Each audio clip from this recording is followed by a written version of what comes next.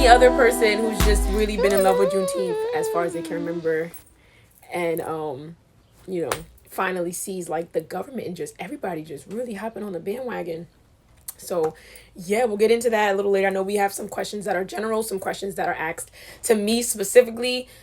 I'm down to give y'all the tea. I really don't have a problem when it comes to how I was raised, how I was brought up, and my culture. Like I said, disclaimer before, I am not a Juneteenth specialist. I'm just an African American born and raised that literally has been into this thing since I've been, like, it's literally been something that I grow up with every single year.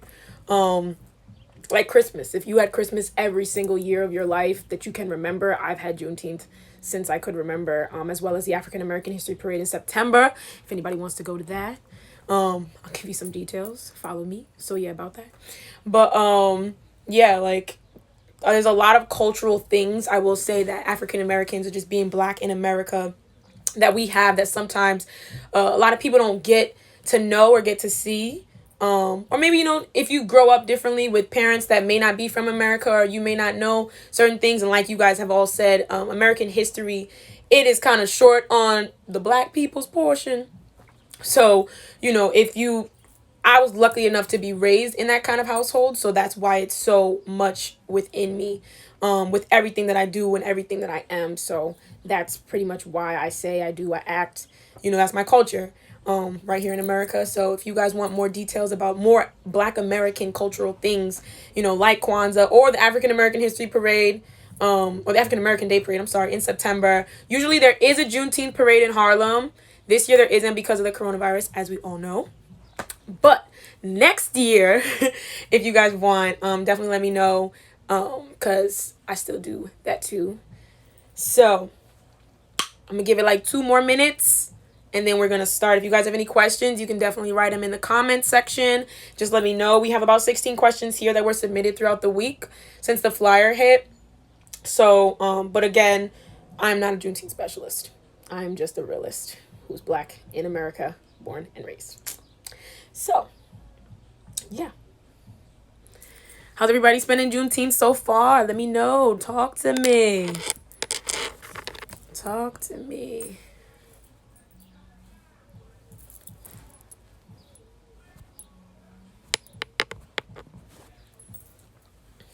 I wish I had like some music. Let me find some music for y'all.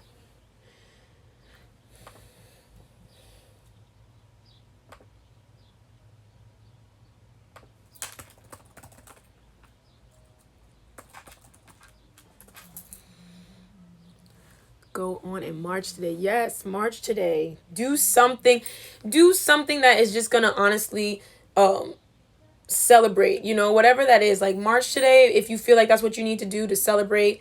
I like to say, like, really try and embody and put yourself in the shoes of maybe people who were there way back when, you know, when it was going on. I'll say that too. Like, I feel like, you know, if you guys have grandparents, for some of the Americans in here or on here, if you guys have grandparents that, like, you know, definitely can speak more about like the time periods from what their parents said, because I even got to go back pretty far. 1865 is pretty far. But I'm sure that, you know, grandparents tell stories. Hey, Craig. You know, grandparents tell stories. So, like, definitely know that, like, if they're telling a story, now's the time to record them. You know, I will say that grandparents will not be around forever, as we all know. So record your grandparents and ask them, especially if they were here in time periods when, you know, segregation was around and all of the things. Go as far back as you possibly can to really try and put yourself in their shoes. So on days like this, when you're going, why are you hearing that spiritual, you know, that Negro spiritual, or that, you know, that gospel song, whatever the case may be, whatever you're experiencing, you can kind of sort of feel like maybe what that is, you know. Like, for example, if you're going through a breakup before and now you've seen and you can read up on a breakup and you know exactly how that feels. So definitely, like, educate yourself and really go and call those grandparents at this time and just really see, especially if you have that American culture in you. And you've had somebody here in America for generations before you, you know. I know that's what I do. I called my grandma just like 2 days ago when I was going to do this, because I wanted to make sure that, like, my information was somewhat accurate with my experiences. I wanted to get her experiences. Of course, we can all look up and Google and, you know, search and do all that jazz, as y'all know. But, you know, definitely do your own homework, if that makes sense. Like, don't just rely on what you read, do your own homework. So yeah, we're gonna start our podcast. We're gonna start this live now with some of the questions. Some of them were repeated. So some of the questions initially, as you guys have seen, what is Juneteenth? How do you do Juneteenth? Like, and that, all that nature. So as you guys have seen all over, Juneteenth is June 19th, 1865, when the African Americans from that were currently enslaved in Texas were told that they were free. As you guys know, they were free for a while, but with the wars going on and things like that, they never got that memo, wrongfully so. As you guys know, we won't address the, time period we were in, but wrongfully so, we couldn't read, we couldn't write, different things that we weren't able to know that knowledge. So unless you physically came and told me you were free, it's clipped, upsilon clipped, So yeah, that was the day that they told them that they were free. We should all know that December 18th, 1865, later on that year, when the 13th Amendment was signed, that's when it kind of got like, all right, we're going to really start walking off these like plantations and really going in there. Like, I'm just trying to put everything into perspective, as you guys would know. You can go ahead and say something. If I say something to you today, doesn't mean it actually goes into effect. It's going to take a few more months. So it was actually December that it went into like the full-blown effect of things, but it was Juneteenth that we still celebrate, at least acknowledging and us knowing that, okay, this is something that happened. So that's like the background with that specific date. It says, how does one properly celebrate Juneteenth? So I want to make a disclaimer that I wouldn't say there is an improper way to celebrate Juneteenth, as long as whatever you're doing, you're uplifting and celebrating. So if that means you're going to go rally, if that means you're going to go and, march, do those things, but also don't forget to celebrate and educate. I think that whenever I've done Juneteenth specifically, it's always been a sit down where you understand, you have people explaining and expressing when you're marching what you're saying, the idea. I know that at the Juneteenth parade, if anybody ever has went before, there'll be actual Black men who are in jail suits and walking around in chains in the actual parade. There'll be floats with Miss Juneteenth. There'll be a whole bunch of things. Miss Hal Jackson's Talented Teens, which was a thing. If you guys don't know about Hal Jackson, he was the original, I guess, Charlemagne the God back then in like the 60s and the 50s. He recently died in, I think, 2012. But he had a competition because back then there were so many pageants, but as you guys know, they were for white passing and white people. So Hal Jackson created an African American talent competition, which Jada Pinkett Smith is one of the winners, and so many other people, as well as my sister, Sydney Williams, who was Miss New York. So after you compete like that, you can do it internationally, which became an international competition, but it started with just African American people having something for us to have. And you'll see that crowned Miss New York or that crowned Miss New Jersey, and they'll be able to be in that Juneteenth parade too. And that's like our form of the Miss Juneteenth as well. So I don't think it's incorrect. There's an incorrect way to practice Juneteenth or properly do Juneteenth, as long as you are constantly celebrating and, making sure that you are uplifting and bringing awareness. That's really what it's about, because anybody can go ahead and read up on Juneteenth. But in terms to actually put that to use, you're spreading that wokeness, you're spreading that new knowledge, you're calling those grandparents or getting in contact with someone else's grandparents, because if your grandparents weren't around in that time period, or you don't have those stories passed around in your lineage, I don't think that you would expect to know certain things like this. So if you do, that's great, of course, do it. But if you don't, it's no biggie. It's not something that you were exposed to. So yeah, I don't think there's an improper way, but it's normally live performances. There's spoken words that speak of the journey and the struggle. You'll see those things are supposed to just embody the feelings, as I said before, of what it was to to feel free.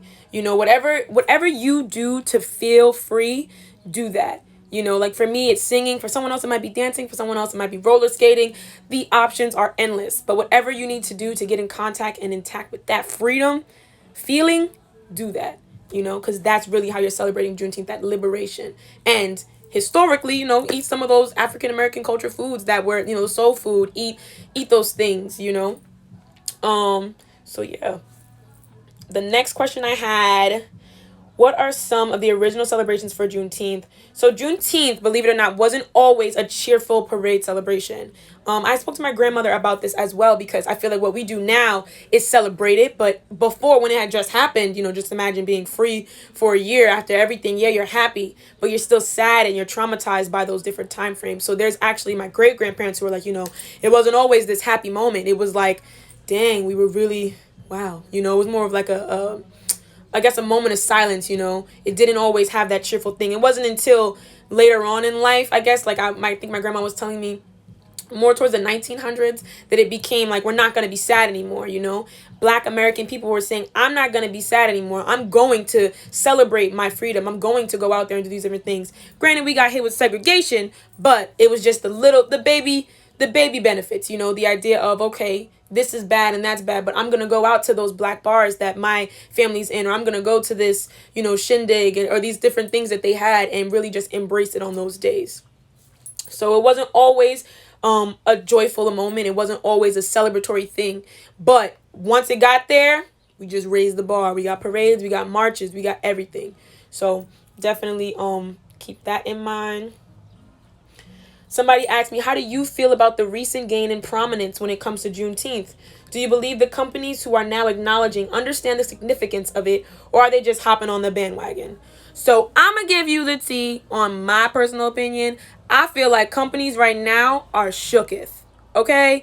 Because in all honesty, I think like when black people get together, and that's just black people as a whole, the African diaspora as a whole, we are unstoppable. So we canceling Starbucks, Taco Bell, all these different things that we just canceling in and out. I feel like companies, I don't think they truthfully understand the significance of the holiday because, again, it's right now just recognized in New York or other states that recognize it as a holiday, but it's not federal, so we haven't really shook the world just yet. We're shaking a couple rooms, maybe even a whole hotel, but we haven't shook the world just yet. But I think that companies are scared to see what happens next, like what comes out of that. So to say that if they really understand the feeling, if they really get it, like companies in terms of like, do they understand what this is? Do they understand what the black people are doing? Or are they just giving the black people a like, shut up now kind of sort of pass? I truthfully don't think so. Like, I don't think they know. I think they are just giving the black people a pass. But whatever, by any means necessary, we can get this holiday celebrated and like understand that importance. I think eventually they'll want to acknowledge or engage. And I'm not speaking for every company, of course, but if you guys could talk to your own jobs and ask them like, what is it about Juneteenth that I'm celebrating? What is it about Juneteenth that you're celebrating? Like, why are we doing this? And if you know, you can always check them. Ain't nothing wrong with putting people in a little check box. I don't have a problem with it. I'll do it for you if you want me to. But I don't think companies understand the prominence. I do think that we as people, like I know for a fact that I specifically have talked about this for so many years. If y'all know me, if my kids know me, my chapter knows me, a lot of sisters know me, to know that I'm that one sister that is always talking about black Americans. That's the truth. And I think everybody walks when they walk in life to speak their truth. In whatever way it is, they speak that truth. So for me, I think Juneteenth has always been relevant. It's not like a trend for me. It's not like a, oh, wow, all of a sudden thing. This is something that's always been for me, that I've always celebrated for my family. So I think the recent gain is supportive. As long as people know what they're doing. And I feel like as long as they're educating themselves, there's no wrong way to do it, So that's how I feel about that. When companies hopping on the bandwagon, they're hopping on the bandwagon. But that's because they don't want to get canceled. And we good at the cancel culture. So they don't want to get canceled. What do you do to celebrate the holiday? That was another question I have. Yes, girl. Companies don't want to get canceled. But what do I do for this? So I've always, like I said before, when I was a little bit younger, we used to do more house things. We would go meet more family. It would still be a round table talk with like, hey, this is what has happened in history. This is what we've created. Because my parents have always taught me to appreciate Americans, black Americans at that. Like the Rosa Parks, Sojourner Truth, Harriet Tubman, Malcolm X. The list goes on. Okay? The list is long about black Americans in general. So that was something that we always did. And what we would do, even if we can't date back so far, because 1865 is very far, just having that Black American culture year after year after year be brought up, we would speak about that, just like you do for Kwanzaa. If anybody celebrates Kwanzaa, you can come to my Kwanzaa. But you would go around the table and just speak different facts on different people, because you want to know your culture. Just like you learn the alphabet and you know A for apple, B for book, you do the same thing going around the circle, just understanding somebody new, But again, that's how I was raised. That's my, upbringing when it comes to, my parents always wanted me to know African American culture, African American people. So my A was Aretha Franklin. You know what I mean? It's a little different. Every household is a little different. So what do I do to celebrate the holiday? I stay with my family. Like I said, I was younger at the time, so we would do a lot of internal things. My family always wanted me to understand what that was. As I got older, when I was 13, I did Hal Jackson Talented Teens myself. Came in third place. I was third runner-up. After that, that was when I sort of kind of took actual knowledge when it came down to like everything that was going on, because they were like, you're going to be on this float. And I'm like, what is a float? Why am I going to be on a float? And that was when they had told me more about it. And that's when I physically went to the parade and was in the float. I've always gone and waved my flag and done what I needed to do, but I wasn't able to be as free with it until I got older. Of course, my parents as protective. You go to any parade, they're going to be like, nah, sis, it's clipped, Upsilon clipped for you. So when I got a little older and got a little bit more freedom, my mom came with me on the float. But I still went to the Juneteenth parade, and I wore this really big ball gown. As you guys know, if you guys never heard of Miss Juneteenth, you can look it up. It is a different talent competition. But Hal Jackson Talented Teen is a segue of that for African Americans as well, who have a spot in that Juneteenth parade. And you basically, you wave outside the car, you do your little pageant thing, and you learn and you see, like, there's a band in the back, there's marching bands in the front, there's a whole bunch of stuff going on. Like, you see the people walking around in chains, you see them, the stories, the poetry. It's really good. It's a really good vibe. So that's what I do, besides indulging in foods, of course, as everybody should. If you never had some good soul food, you need to get you some today. I'm not even gonna lie. Don't eat no pizza. Don't order nothing. Go get you some soul food. Get some collard greens. Get some mac and cheese. Like, do it up, okay? Just do it. I'm telling you, it'll be good for the soul. Did you always celebrate Juneteenth? When did you start? So yes, I always celebrated Juneteenth. As I said before, hi to everybody who's just joining in. I've always celebrated Juneteenth. I grew up, my family, my dad is he's very pro-black. So I've always known I was black. He's very, very, very pro-black. I never really could say. I know at time there was a trend to be these mixes and stuff like that. And he was always like, I mean, it's cool that maybe if you go down after 9 generations or so that you have this mix and you have this.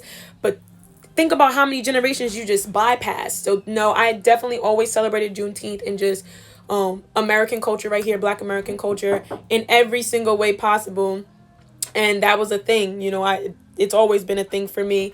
When did I start? I started at any time. Like, I feel like when did I start? I grew up with it. It was so in my face. I'm not even gonna lie, guys. Like, it's like saying you don't want to celebrate Christmas here if you say you want to do something else on, like, those days. Juneteenth, we've always celebrated. We've always celebrated it. So that, when did I start?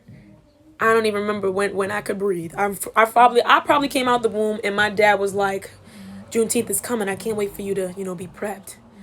So like, I don't know. He probably was like blessing Juneteenth vibes on me.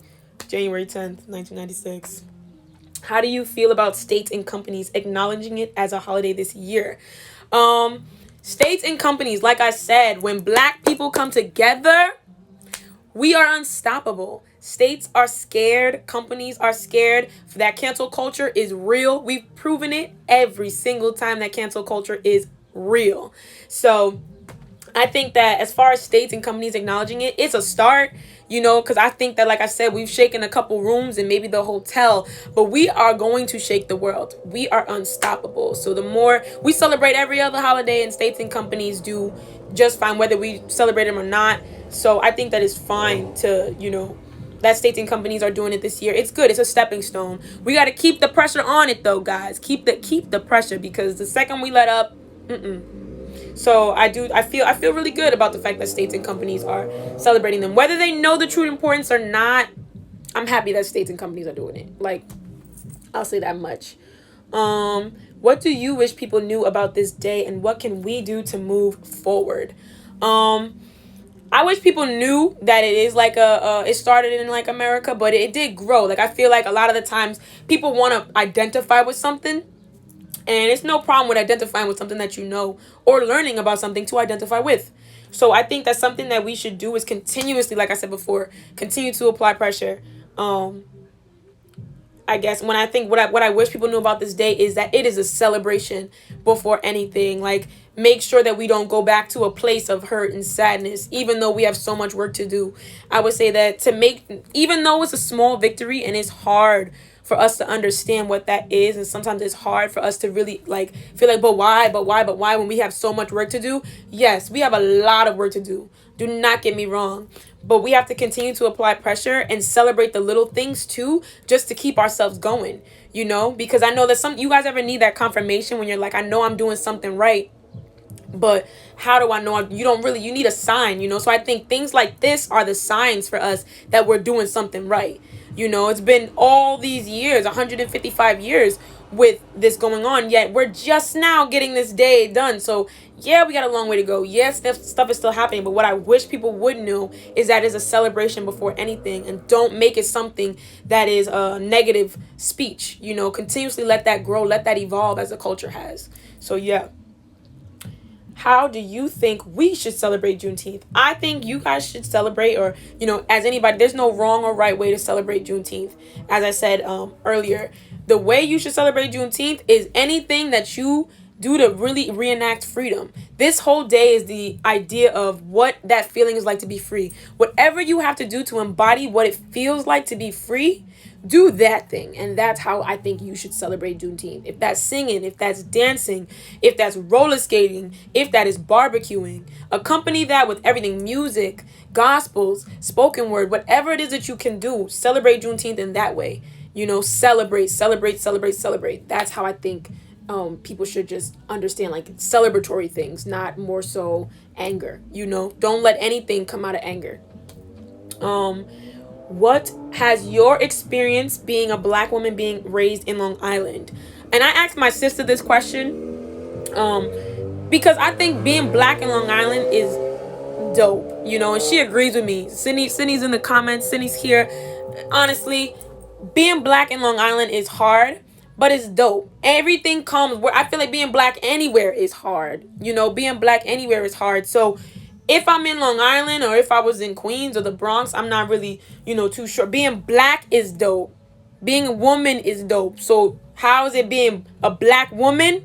Super dope, like dope. That's how it is, and in Long Island, I love Long Island. I'm born and raised in Long Island. I still make it to Harlem as I go. So, I stay dope, stay Black all the time. And it's gonna always be a dope feeling no matter where I'm at.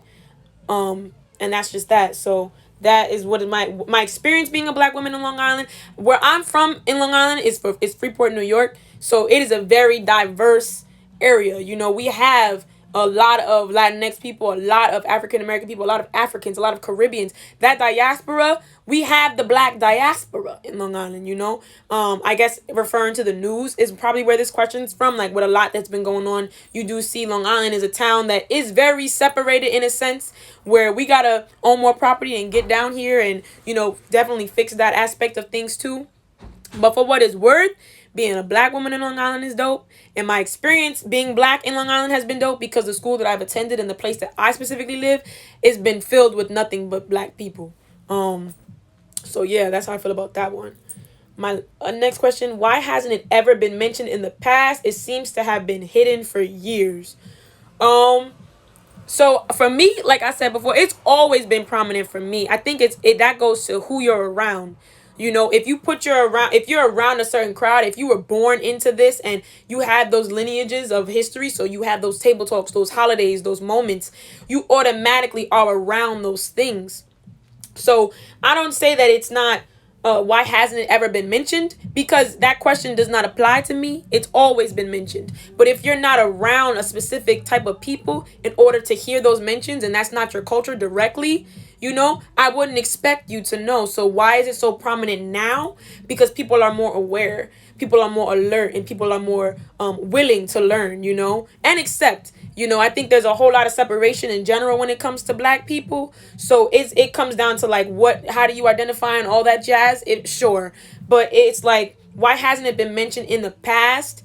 I think it's always been there. It's just a matter of when you're ready to finally accept that, when you're ready to indulge in that, you will, you know, especially for me. So it seems to have been hidden for years. It hasn't. It's been here. It's been here. It's just the idea that if you're going to put yourself out there to learn those things and put yourself out there to be in that situation, that's how you're going to get there. You know, it's like if you constantly stay in the same box, I'm only going to know these four corners. But if I leave, I'll finally see that I can make an octagon and a pentagon and a hexagon. And that all started from this same little box, you know? So you have to be willing to make that octagon and hexagon and pentagon. Other than that, four corners it is. When did Juneteenth commence? I answered that one. And the last question we have here is, how can mixed people who are mixed educate themselves, embrace their black side more? I feel like for that question, if you're mixed, embody both of those mixes, you know? Don't dish out one for the other. If you are American, be proud of being American. Be proud of being a black American and look into that culture, educate yourself and really see. I would also say and challenge you to make sure you go out and speak to those family members and I'm telling you, I can't stress it enough how important it is to really reach out to the grandparents and the elders in this time frame, because we are born in 1996 and the 90s and the maybe even the 80s for our parents. My parents was born in the 60s. You know, so I got to go back to my grandparents who were born in the 50s or the 40s. So like, you know, you got to go further back. If you're mixed with something and you want to know wherever that is, you know, I challenge all y'all to the national anthem contest. I'll shout out to a sister named Ludi who did a cultural presentation one time, and she had asked everybody, sing your national anthem. You know, if this is your nationality, sing your national anthem. So I challenge everybody to learn whatever their nationality is, sing that. And I sang, lift every voice and sing like with everything in me, because it's just like, you know, whatever that is, really dig in to see like what all that like comes with, you know about the history, know about the people, be able to go back those generations as far back as you can, because the only way we're going to preserve history is if we continue to talk about it. So I would say definitely educate yourself by asking your family, asking your parents. And if your family doesn't know, or if your family doesn't, you know, you want to know specifically about Black America, I got you with that. You can DM me. You can DM my podcast page. So yeah, about that, you can DM me on my regular Instagram at Slim Williams. And I can give you some perspective on what I have or what I've known. If you want to indulge in my culture, come over to the barbecues, hit me up. I have no problem, because I'm telling you right now, my family, as my sister in the comments can see, we are Black. Okay, we are Black Americans, and that's all we can be. So whenever we speak, whatever we do, we put our culture in everything. So if you ever want to know, or just celebrate, just like you would as an ally, come by, you know, really meet those people, mix with that. And then I challenge you to do that with any of the other cultures or identities you identify with. When it comes to your Black side, be that Black side. Be consistent, educate yourself. But yeah, those are all the questions I have for you guys. For the 5 people left, if anybody has any other questions, you guys can ask them now. Anything you want to know about me, something that I've done, something to do, you guys can definitely DM me in any other locations, any other spots. Other than that, you know, peace. Stay Black.